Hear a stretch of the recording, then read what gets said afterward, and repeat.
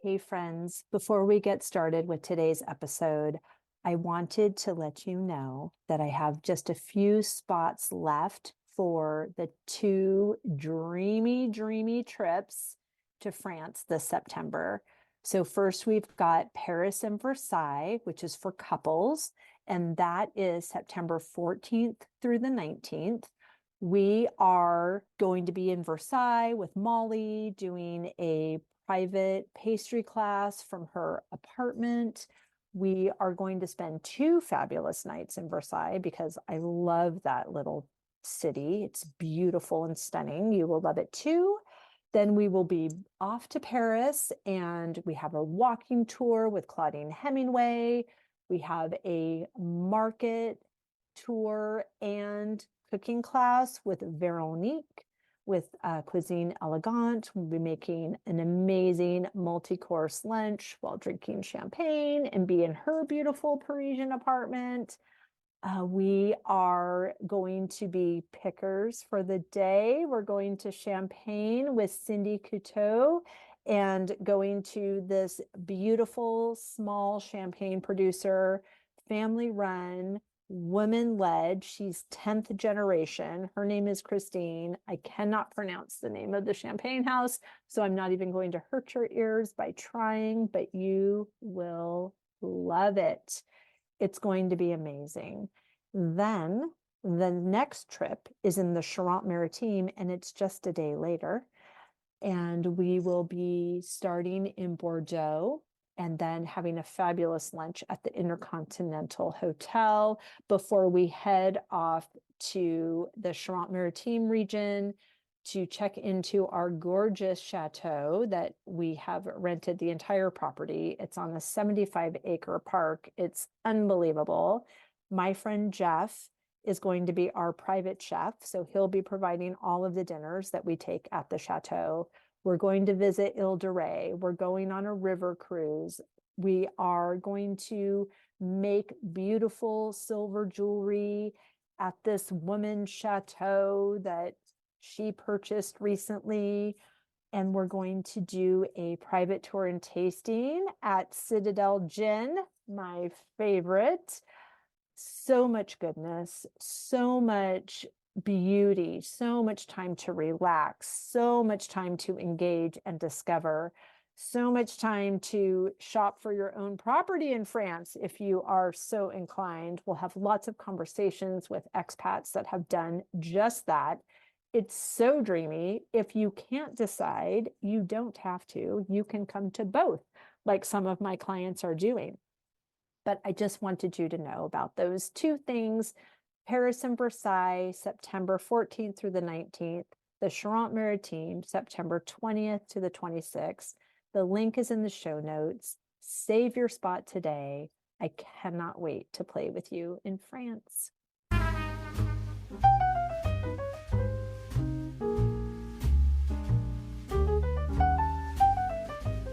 Hi, friends. This is Wendy Harrop, and welcome to the Say Yes to Yourself podcast. On the Say Yes to Yourself podcast, you'll hear stories from women just like us who are adding the practice of saying yes in their daily lives in big and small ways, and as a result are experiencing the truth that everybody wins when you say yes to yourself. Saying yes to yourself is a graceful unfolding, an intentional becoming of the very best version of you. It is my hope that in these conversations, we are able to find our truth and be inspired and empowered to live our very best lives. I'm so excited to go on this journey with you, and I look forward to finding a bit of our own story in each other's.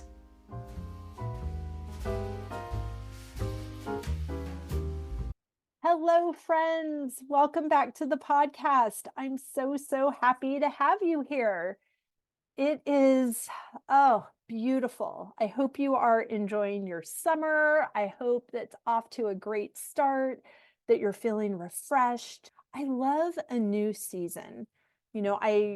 Some of you may know that I grew up in California, and although I wanted to live in Massachusetts my whole life, I didn't actually move here until I was 45. So when I decided that it was a new season. I would dress, for example, I just decided that October 1st was the first day of fall because growing up in Southern California, of course, the weather's not changing, the leaves aren't changing, nothing is changing because it's palm trees and stucco.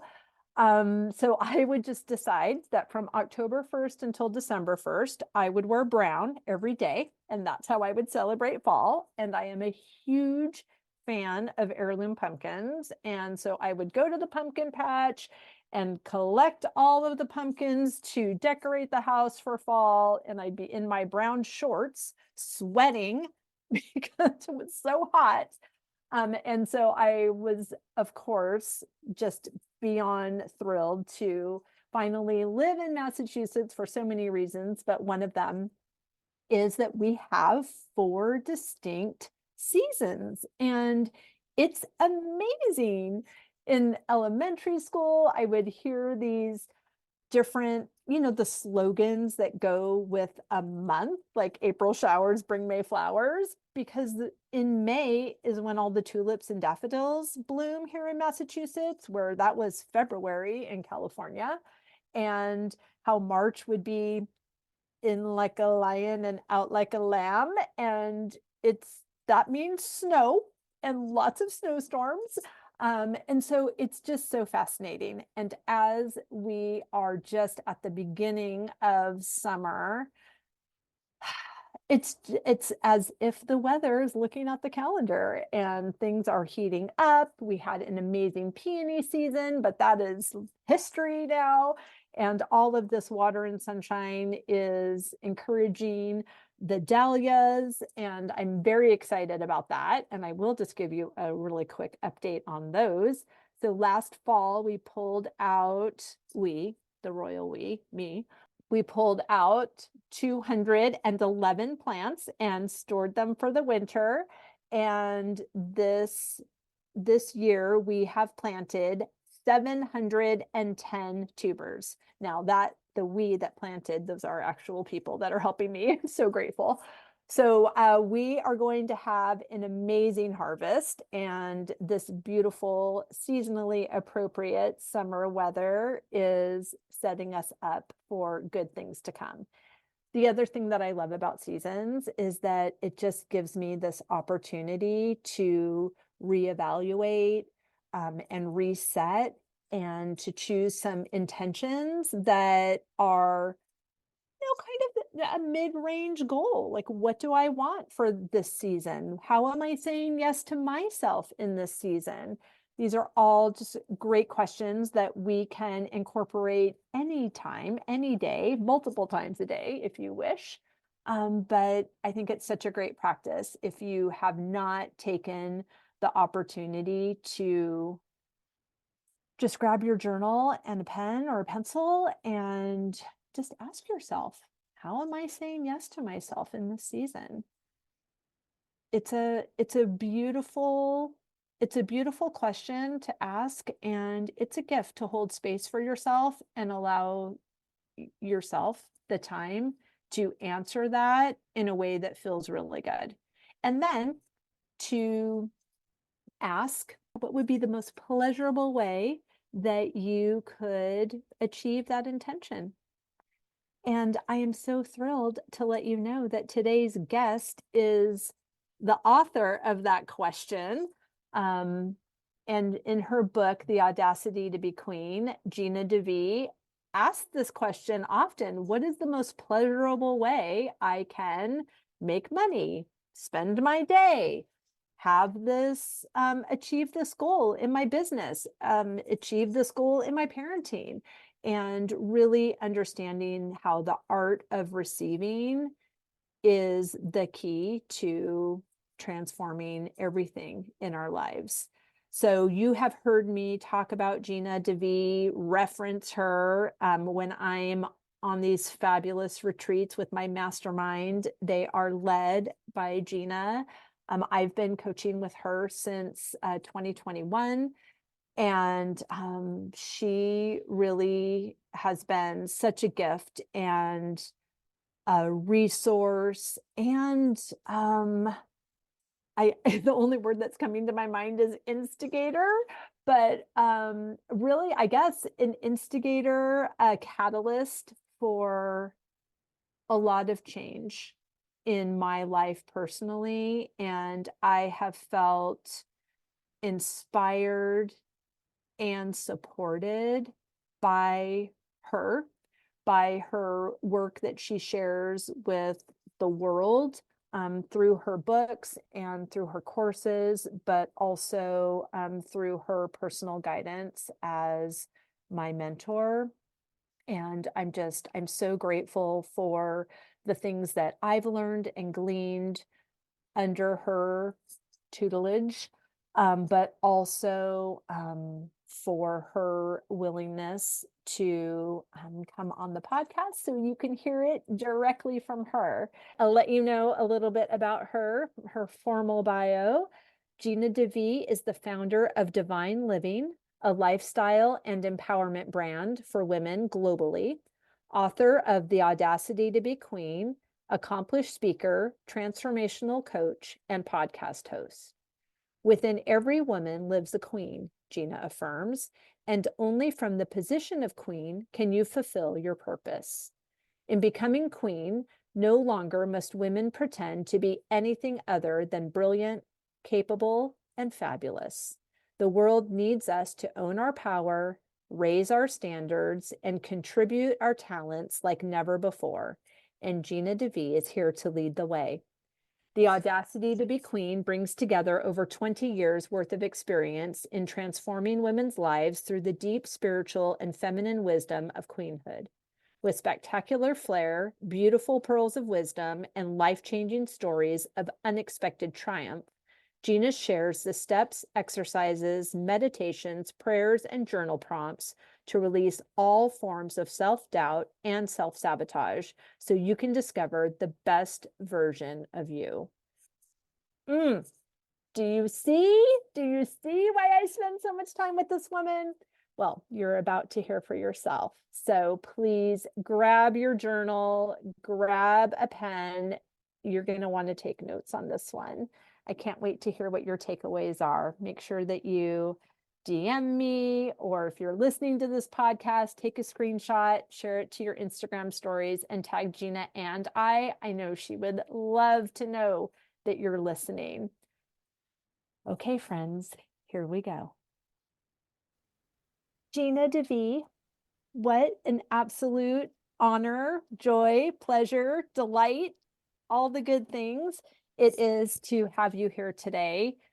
You are no stranger to my listeners by name, but I am so excited to share your fabulous goodness with them in this conversation. Thank you for being here. Well, Wendy, the honor is mine, and I've been watching everyone else be on your podcast, so I'm glad I was finally invited and thrilled to be here. Well, it's my great pleasure. Gosh, okay, so I would love to start with asking you the question that I ask the majority of my guests, and that is, how are you saying yes to yourself in this season? It's just, how many days do we have? Okay. All of them. All of them.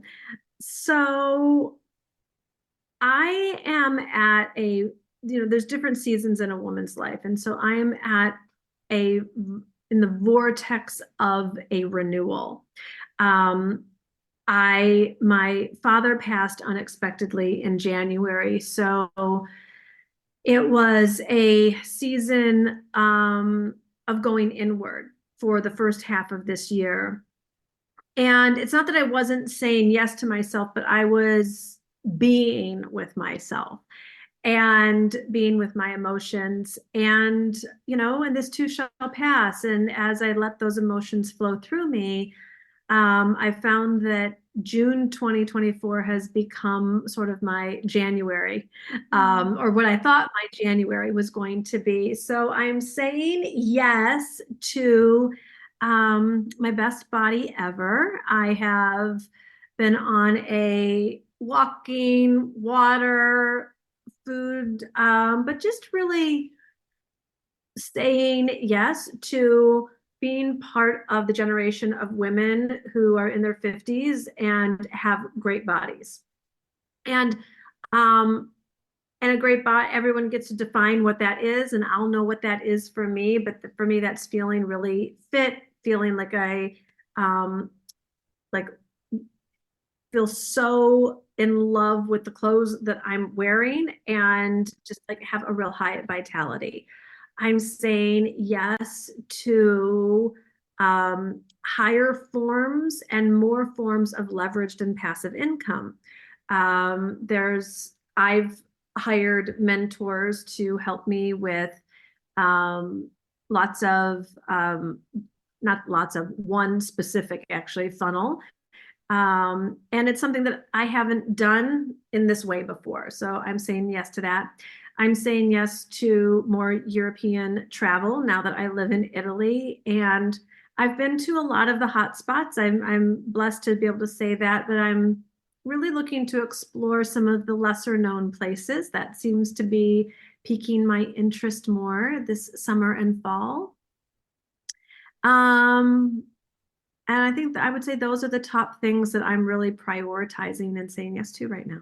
I love all of that for you. And I love that there's just this kind of tidal wave of growth. Like you gave yourself space to grieve the way that you needed to, that felt good for you, that can be as long or short as anybody needs it to be.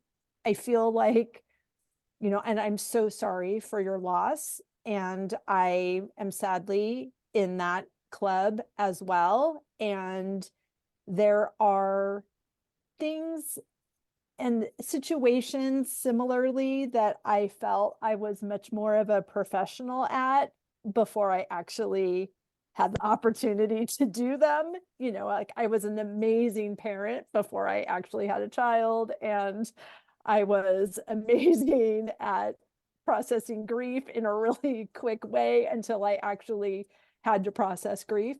So I love that you are able to define for yourself what that process looks like, how long is appropriate, how, it shows up in different ways.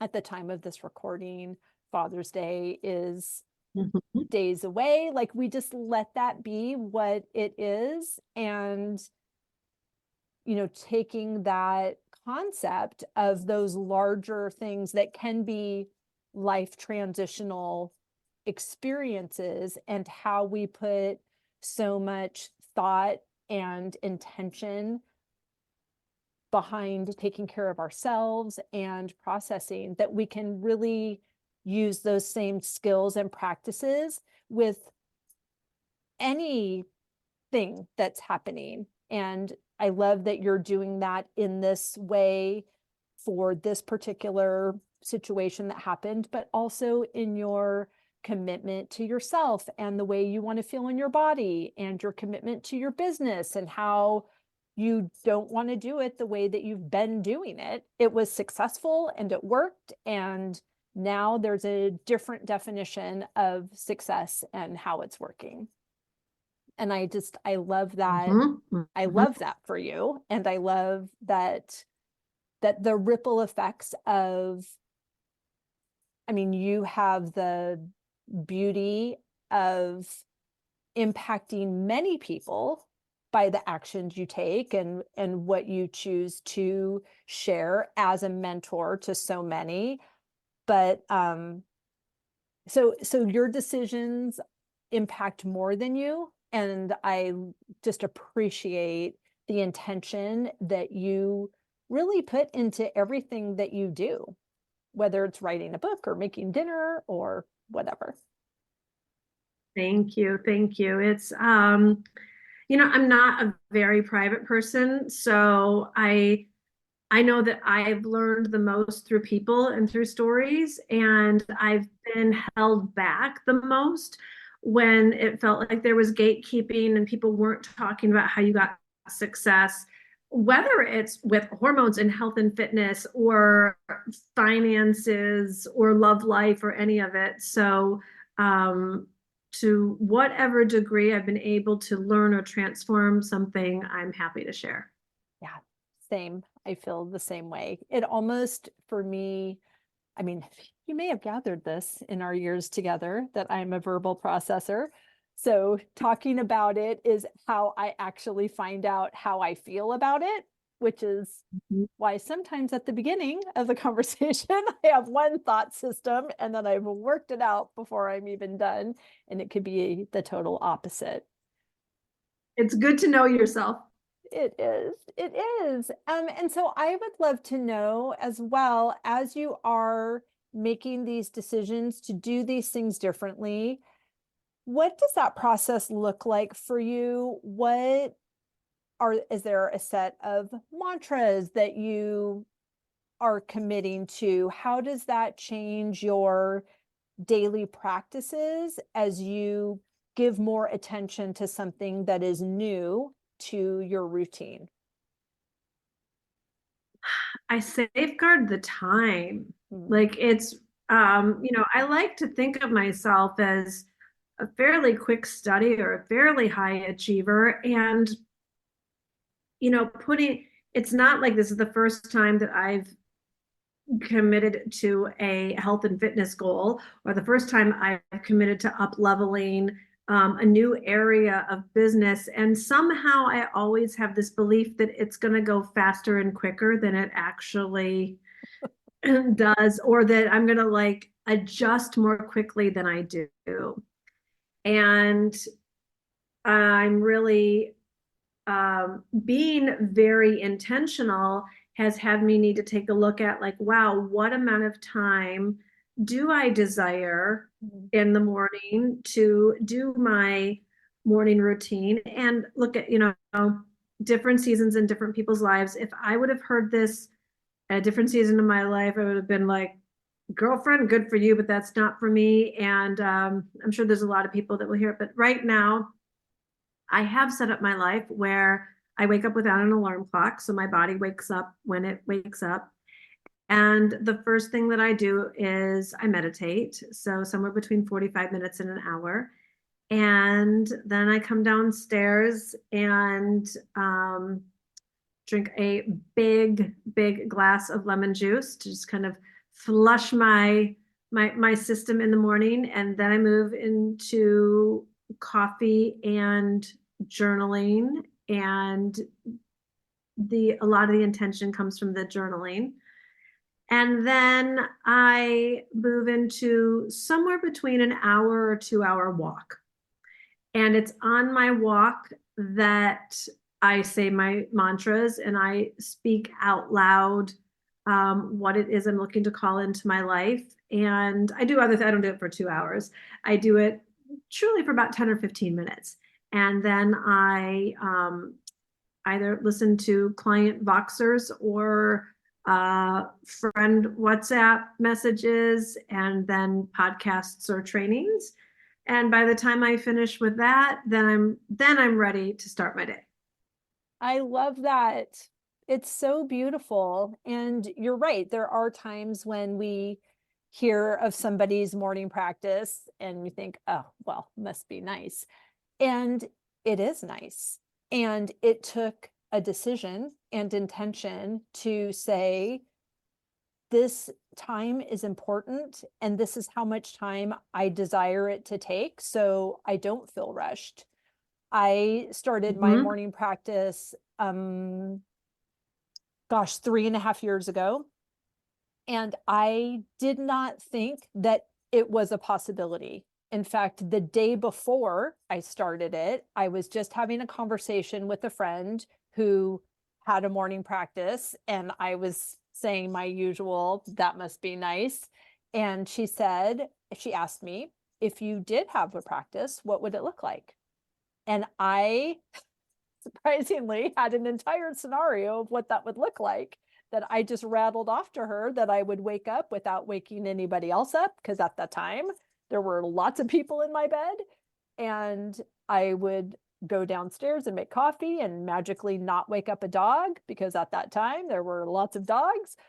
And I would go to the library in our house and journal and pray and read. And then I would go for a walk and then do my chicken chores. And then magically it would be time to get the house up.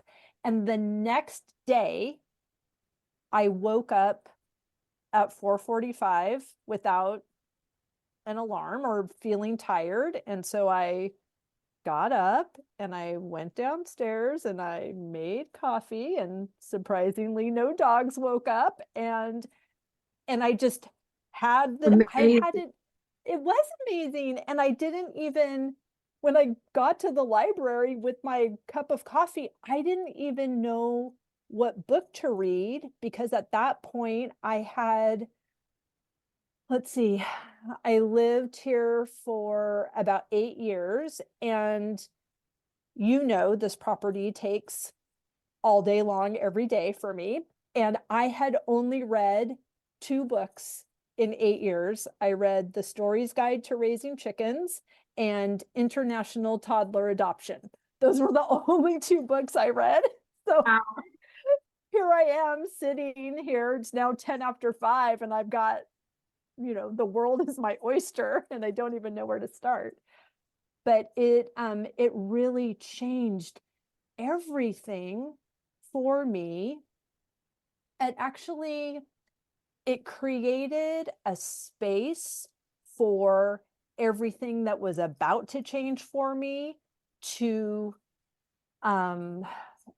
be cultivated. It was as if I was tilling the ground for seeds I had no idea were about to be planted. And it was in that time and space that I, as you know, prompted by a conversation we had that neither of us knew we were going to have, it's where I sat in the question of staying in my marriage. It's where I sat in the question of, who is the woman that I desire to be, and who do I need to be now to get me on a track to her? And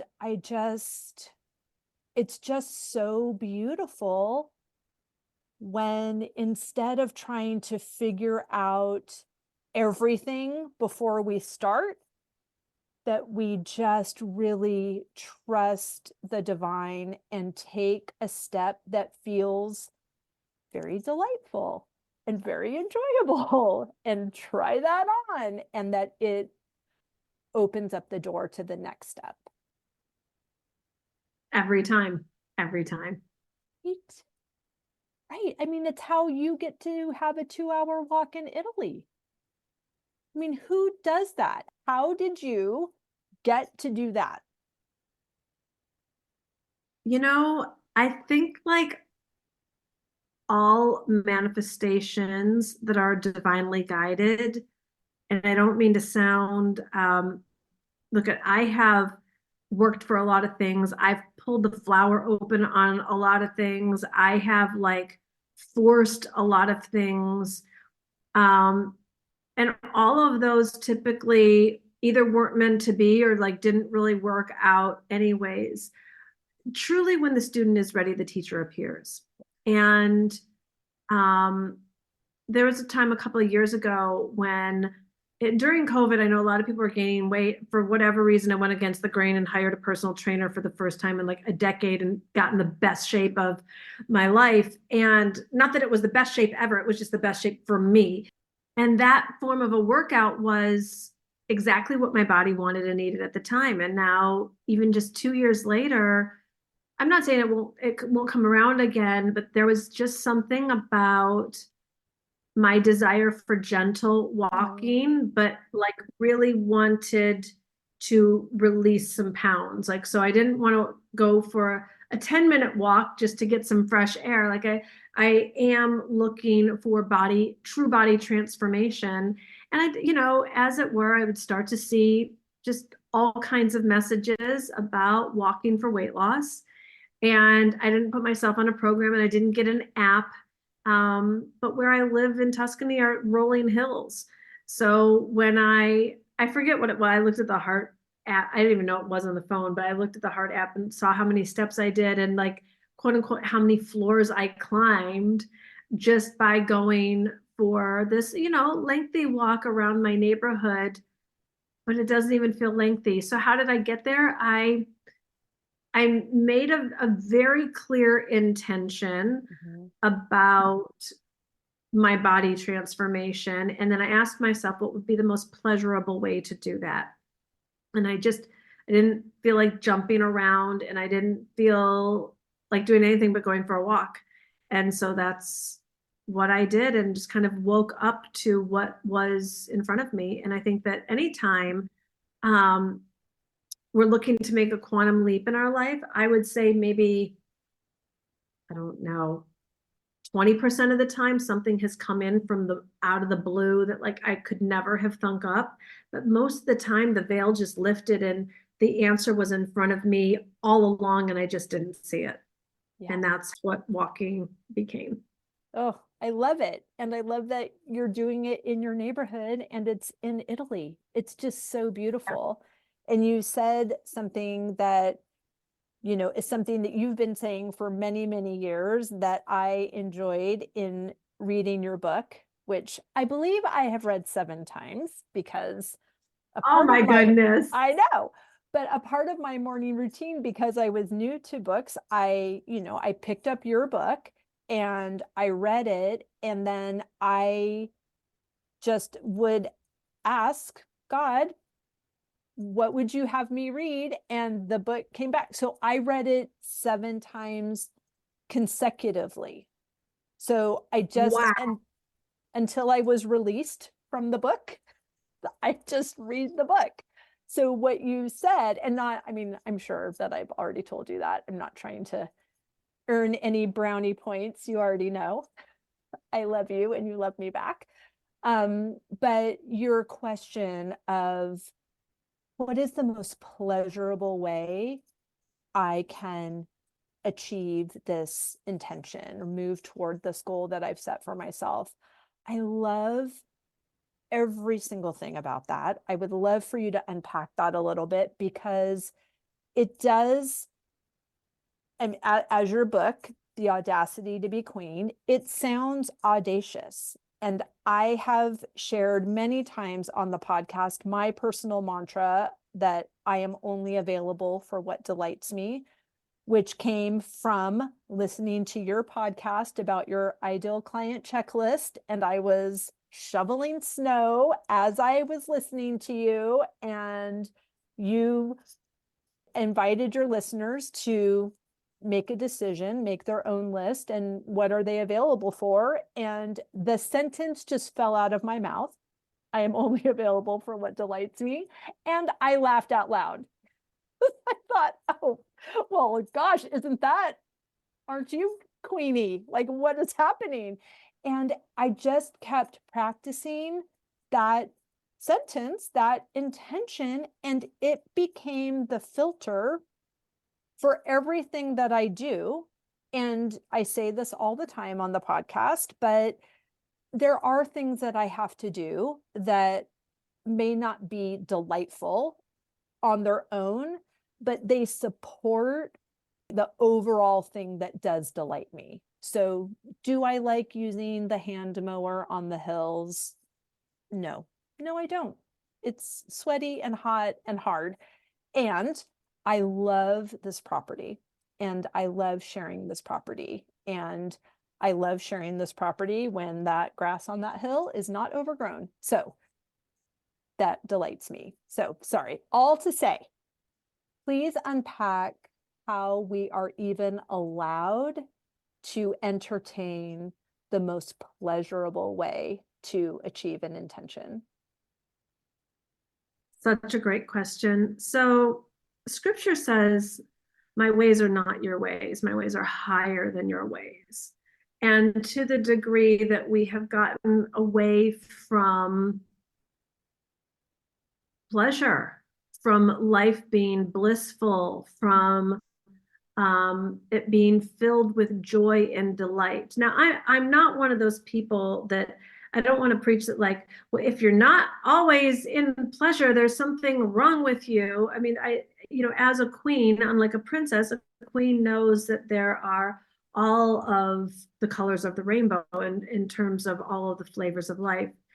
And um, society has taught us falsehoods that life is hard, making money is hard, marriage is a sacrifice. You have to work, and you have to be with your kids in a certain way. And if you're not, then that's irresponsible. If you do this with money, that's irresponsible. If you do this with your time, that's irresponsible. And I call it investigating the uninvestigated belief until you really take a look at what is your truth and where is this voice coming from. I don't know. I've combed the scriptures from the Bible to other texts, and I have never seen any spiritual text that says, work your ass off, do a bunch of stuff you hate, and then you'll be successful.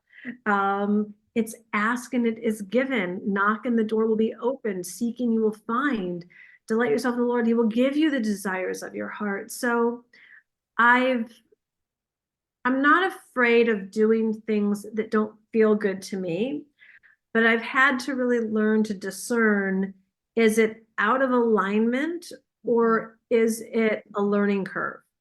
Right. My walk on the first day didn't feel great. Like going up the first hill didn't feel great. The 5 days after that didn't feel great. My muscles were sore in places I didn't know I had muscles, like from going for a walk. So it's not like everything has to feel great, but it's the clarity that you're in alignment with it.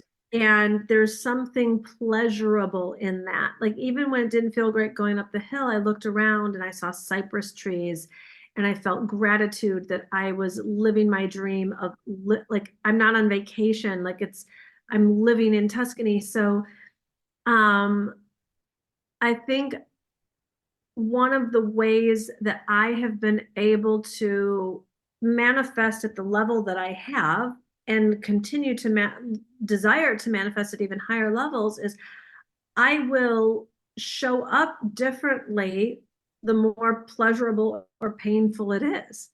And so if there's something that I want to accomplish and I notice myself in avoidance or procrastinating, I'll flip it and I'll say, what would make me want to do this first? Or what would make this particular task super pleasurable?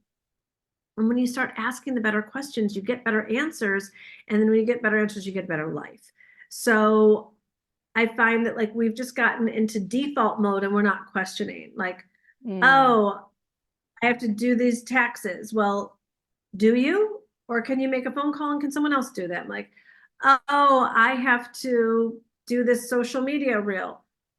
Do you? Or can you send those photos to someone who can do that? And it's not always about delegating, but there are times like I found like I'm an extrovert. So it's not that I don't enjoy being on my own, but I enjoy more collaboration with others.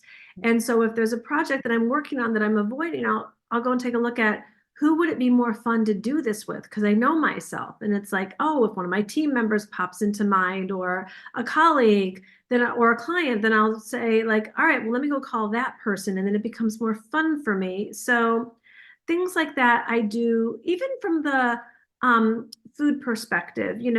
I don't believe in deprivation of any form. And yet I'm not going to keep doing the same thing and hope for a different result. So I have chosen to temporarily, all you health coaches out there, don't get excited and don't start DMing me. Like this is like, this is a reset. So I'm choosing to not partake temporarily in alcohol and sugar and dairy and wheat. So I'm like, all right, well, I don't have to just eat grilled chicken and veggies. Like if I'm going to eat protein and vegetables, like what's the most scrumptious recipes I can make that I would order at a beach club? and not feel deprived, but feel like it's summery food. And so things like that I play with that help new habits become more sustainable. That's so helpful. Thank you. And I love the concept of asking a better question, get to a better answer. So, Mhm. how would you, if there's anyone listening that is very intrigued about having agency and about saying yes to themselves, how would you suggest somebody get started in just knowing what they want? I mean, so often these were questions like, I know I sound like an idiot, but I was just a very good girl who Gina, I know you know this, but until you told me, I didn't even know that I had agency to change anything about my life because no one was beating me or cheating on me. I had a beautiful home. I was a wedding planner. Everyone was nice to me. I could go grocery shopping where I wanted. I wasn't in any form of dire straits or desperation from an outside perspective, but oh my gosh, was I in dire straits and desperation just because I thought that I was a victim of my surroundings and because I wasn't, with a distended belly living in Ethiopia, that I didn't have anything to complain about.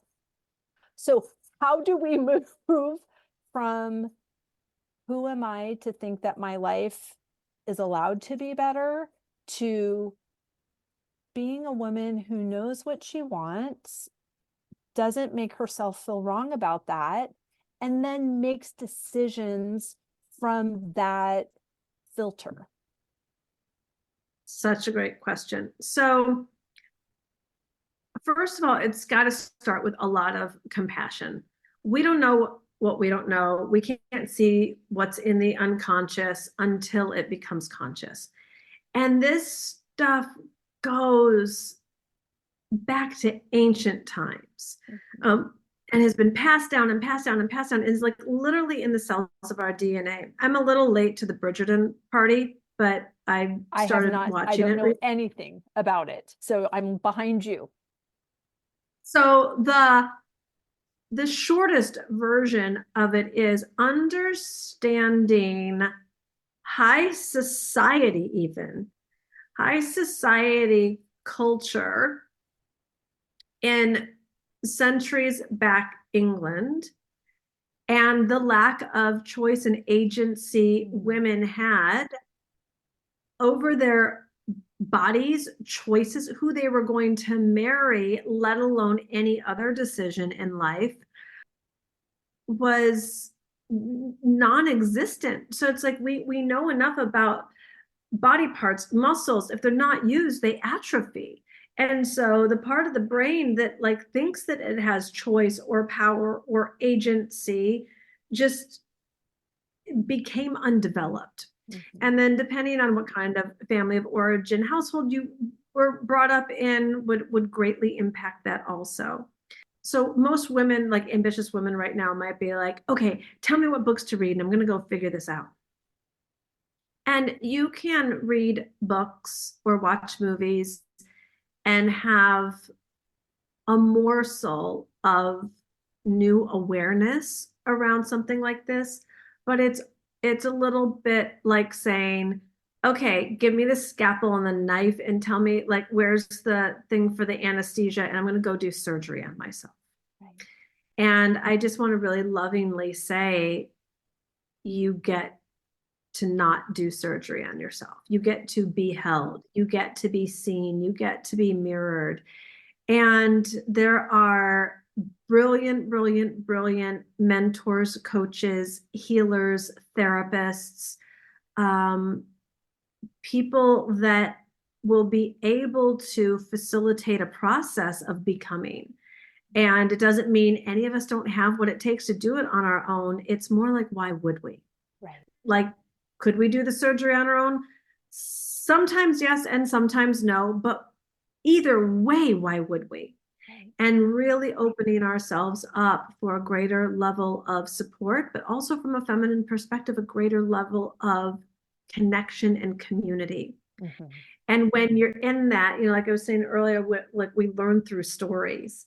And I think that of all of the advances that I've made in my life, most of them have come because I saw someone else living, behaving, being in relationship, experiencing something that my soul then sparked and said, I want that. I want to experience that. I want that to be a part of my life or my self-expression or my contribution. And so that's where I think that in this very isolated modern world, greater connection can be a great service. Mm. Yes, I could not agree more. And that's just reminding me again from your book. I told you I read it 7 times. So you talk about when we do experience something that somebody else is doing, that we have a choice essentially to be bitter and jealous and compare ourselves or think, why does she get to do what I want to do? That's not fair. Or now I can't do it, or something silly like that. Mm-hmm. Instead, we can say, thank you. Thank you for showing me what's available. Thank you. Yes, I want to do that too. And whatever it is, the market is not saturated. I can think right now of 15 people that are all my friends or I have met in person that are leading small retreats to France for solo female travelers. Me too. Some I've been doing longer, some I've been doing not as long, some I was inspired by them, some I was inspired to do something totally different because I'm totally different. And we get to be, do, and have whatever we desire. And the fact that we desire it is because it's meant for us.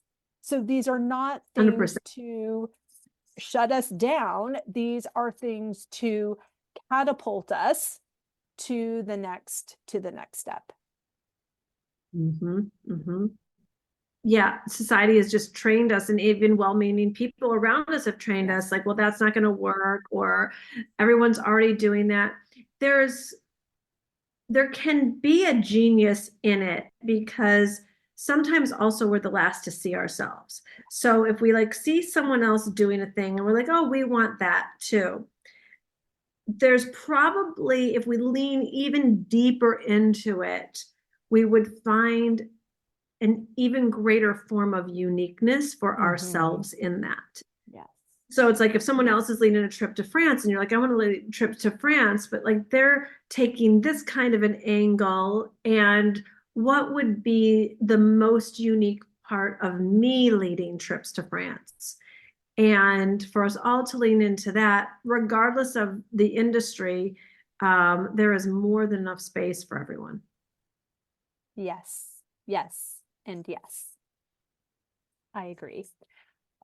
I also want to thank you for just the continued permission that you give in your coaching, in your mentoring of me specifically, and the other women that, as we fly off to all these fabulous destinations and grow in leaps and bounds when we're together. But this opportunity, 2 things. Number one, to course correct, that we have this idea, or we only know what we know. And as we take inspired action, that a queen has the right to change her mind, and we can course correct along the way. And then also this concept of, reparenting, remothering ourselves, refathering ourselves, that because of, like you said, well-meaning people teaching us what they believe to be true that might not be in service to us now with what we know now, that we also have this opportunity to meet the need in the new way that we've discovered needs to be met. How do we do that? I think it's really taking personal responsibility for living life by design. There's been so much of our life where we've been told we can't, it's too expensive, that's not for you, that's for other people, like whatever the voices were, or whatever the age we were at, or whatever the circumstances we were in, where there was a ceiling, a no, a closed door, some sort of cage. And for us to all take responsibility that today is not that day. And, I don't want to be overly dramatic or catastrophize, but there's, we all get frustrated with like, why am I not further ahead in life? And I thought I would be X, Y, or Z. Thought I'd be with my soulmate. I thought I'd be wealthier. I thought I would be a bestseller, whatever the thing is. My stuff would sell out. And we can get frustrated that like our life isn't going the way we want. And there is a human, and he's a man, that stands outside of the parking garage on my route to the market. And I see the way people walk by him, and he is mostly ignored. He's standing there with a hat out. I can just feel the judgment of like, oh, he's probably lazy or on drugs or a scandal or like a scammer. And some people would drop some coins in. And I heard some people making remarks about like, get a job. And I said to them, well, how do you know he can? And it was actually Glenn who started talking to him and started to ask about his story. And I'm not going to get all into what we have discovered about this human, but he's here in Italy. And for not getting into the story, does not have papers and therefore cannot get a job.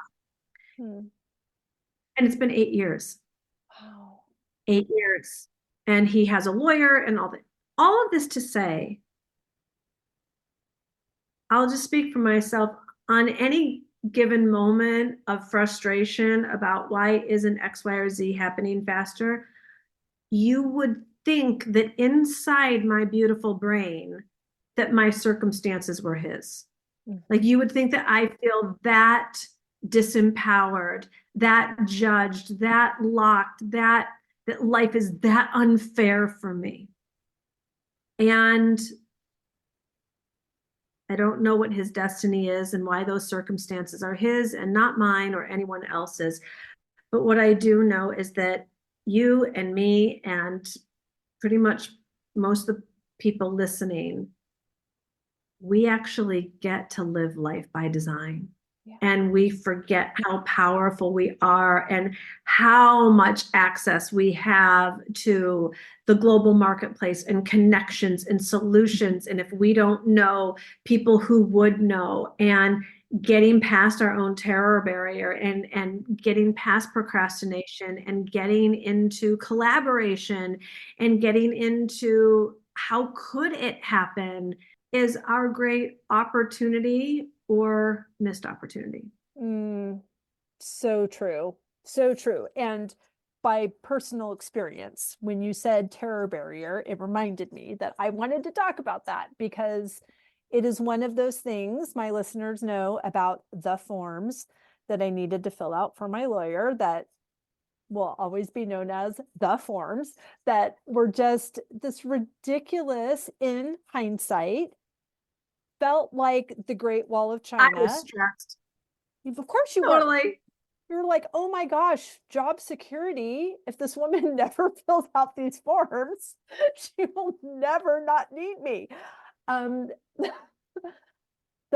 it felt like the Great Wall of China. It turns out it was a speed hump, like not even a speed bump, like the gentle ones that want you just to go slower on the road because there's kids playing. But I created this entire narrative that would take Lockdown. longer to tell you what my silly story was than it did to actually do the forms. So Mm-hmm. what advice would you give in case I'm not the only person that has this terror barrier of really just straightening our crown, making a decision Mm-hmm. of how important is this actually to us, and do what we need to do to investigate the uninvestigated? Yes. The easiest answer to this is get great at receiving. And in this case, for you and for me and for all of us, receiving support. Yeah. When we have the willingness to reach out and ask for help, in that case, it could have been a friend or a mentor. I am in complete shutdown. I am at a terror barrier. I I can't even open up these documents. Will you do this with me? And whether someone comes over with a cup of tea or a bottle of wine or Magnum or opens up a Zoom, and is like, we're going to do this together, because um, I was working with one of my private clients yesterday, and it had something to do with taxes. And she was like, she is the most creative, articulate, accomplished, overcoming, powerhouse, gorgeous, beautiful woman. And she needed to ask an accountant one question.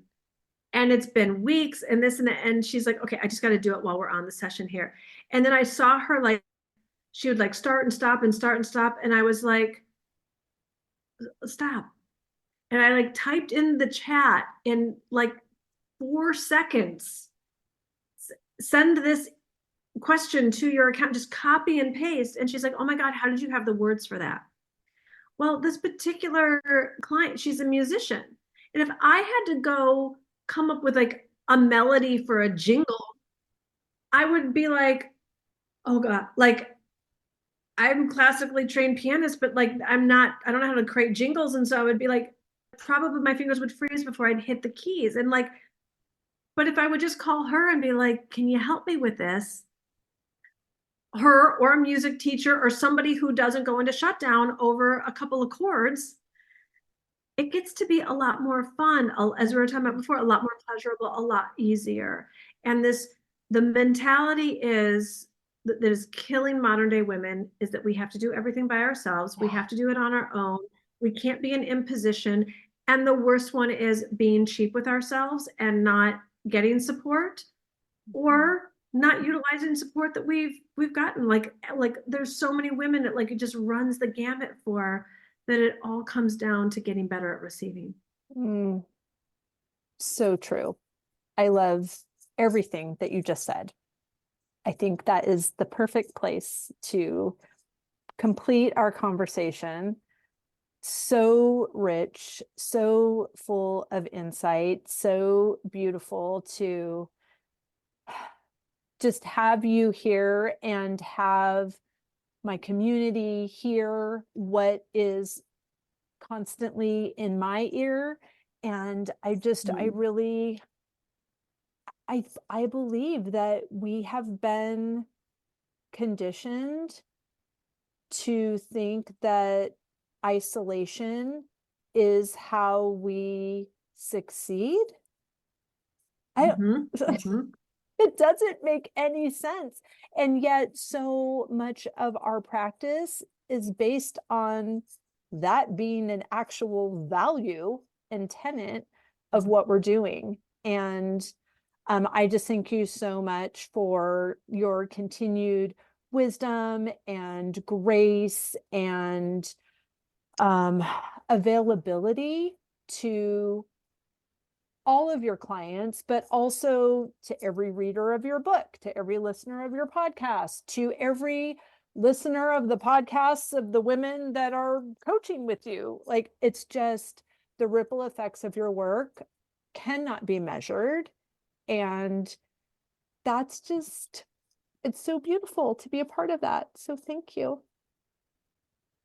Oh, well, thank you, Wendy. I wouldn't be able to live my life's work if you didn't show up and all the other people didn't show up and resonate with it either. So I am so grateful that I get to do what I do. So everyone listening, stay close to this Miss Wendy Harrop. She is a great collector of people and living life in a really beautiful way. And for whoever is listening, keep shining your light because you never know whose life you're going to touch. So true. Please tell everyone where they can find and follow you, and if there's anything special that you want them to know about that you're up to. Sure. Well, you can pretty much stay in touch these days on Instagram. So you can follow me at Gina DeVee. If you DM me, it is me. So there's that. And divineliving.com is the world of divine living. If you want to get my book, you can find it at both of those places. And if you have my book and you want the free, or not, either way, if you want the free companion course to my book, you can go to divineliving.com/audacity, and that is free for all. Perfect. Well, we will link all of that in the show notes as well. Thank you so much for your time, Gina. I have loved this conversation and love sharing life with you. Always love being with you, Wendy. Thank you for having me.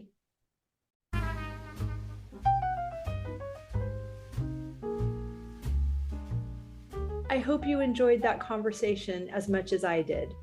As always, any links or notes mentioned can be found at phineaswrighthouse.com in the podcast section of our site or in the show notes below. And if you haven't connected with me personally, come find me on Instagram at Phineas Wrighthouse and let me know you listened to this episode. I'd love to get to know you. Thank you for sharing this time with me. I know your days are full, and I'm really grateful that you chose to spend some of your precious time right here. Be sure to subscribe to the podcast so you don't miss any of these delightful conversations. I'll see you next week.